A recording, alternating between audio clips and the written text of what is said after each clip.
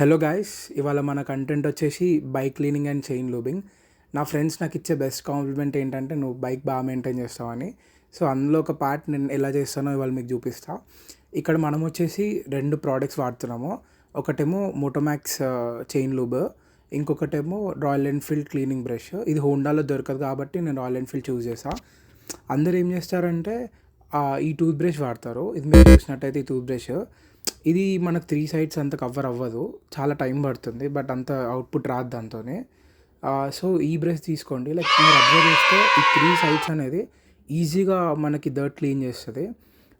మనకు చాలా కంఫర్టబుల్గా ఉంటుంది మళ్ళీ చేసినప్పుడు కూడా. అండ్ ఈ బ్రష్కి ఇంకో సైడ్ ఉంటుంది, లైక్ కొంచెం లాంగ్ ఉంటుంది బ్రజిల్స్ దీనికి. ఇది ఏం చేస్తుంది అంటే చైన్ లోపల డస్ట్ ఈజీ క్లీన్ చేస్తుంది అనమాట. ఇది ఒకటి బాగా అనిపించింది బ్రష్. దెన్ ఆన్ పేపర్ పెట్టి ట్రై చేసా, దెన్ ఆన్ ఇట్లా అయిపోయింది, మొత్తం ఫెయిల్ అయిపోయింది. నార్మల్లీ నేను ఎప్పుడైనా కార్డ్బోర్డే పెట్టేవాడిని, లైక్ మీకు చూపిద్దామని ట్రై చేసా, ట్రయల్, బట్ కాలేదు.